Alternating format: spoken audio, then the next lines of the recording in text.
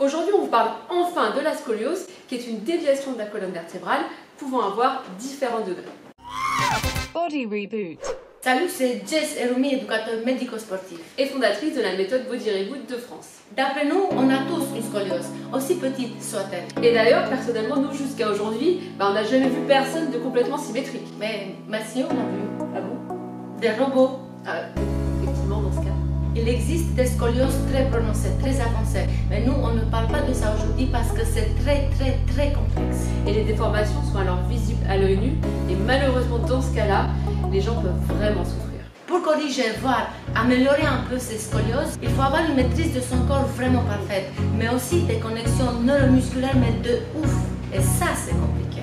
Et c'est pour ça qu'aujourd'hui, nous, on vous parle que de petites scolioses, qui sont également dues à des mauvaises postures et qui peuvent s'aggraver avec le temps si on ne tente pas de les corriger.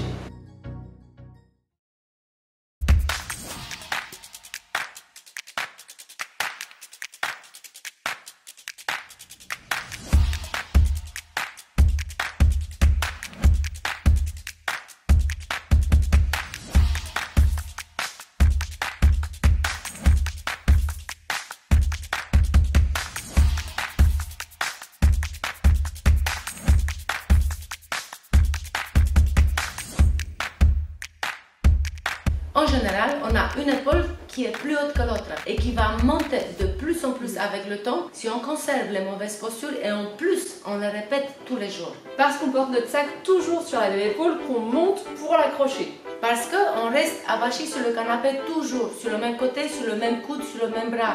Et donc la colonne, elle est tordue.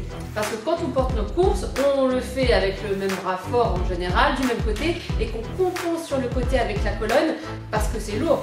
Et en plus de tout ça, peut-être qu'au travail, on a le buste qui est incliné, décalé, voire tourné par rapport aux hanches, et puis on reste longtemps dans cette position. Et donc ainsi notre squelette prend la forme de la position tordue qu'on lui fait répéter consciencieusement tous les jours. Si vous restez penché d'un côté longtemps, les muscles de la taille vont se rétracter d'un côté et s'étirer de l'autre. Ils vont se figer dans cette position, court d'un côté et long de l'autre. Puis vous avez la tête qui va pencher, voire se décaler pour compenser et maintenir l'équilibre du corps à la verticale. Le bassin va se décaler aussi. Il va remonter du côté de la taille où les muscles sont rétrécis, raccourcis. Pas très glamour tout ça. Et voilà les prémices d'une scoliose. Et c'est maintenant que vous devez réagir parce qu'après il sera trop tard. Si vous ne prenez pas conscience de vos alignements, le bébé scoliose va grandir et puis petit à petit il va prendre possession de votre corps. Commencez à travailler votre corps en dissociant les parties. Comment on fait ça? En bougeant que la tête, que les bras, que les épaules, que le bassin, pour prendre conscience des muscles qui font bouger notre corps d'une manière fluide. Et non, vous n'êtes pas figé de naissance. Devant un miroir, abaissez l'épaule qui monte sans partir avec tout le corps d'un même côté. Et prenez conscience de votre colonne vertébrale en la ramenant le plus droite possible dans l'axe menton-pubis. Si vous avez une hanche qui monte, essayez de l'abaisser pour la ramener sur la même ligne que l'autre en étirant la taille qui est raccourcie. En complément, étirez-vous beaucoup et faites beaucoup de stretching pour assouplir vos muscles, pour les allonger et pour empêcher la rétractation de votre corps. Je sais pas vous, mais moi j'ai décidé de changer d'épaule pour porter mon sac.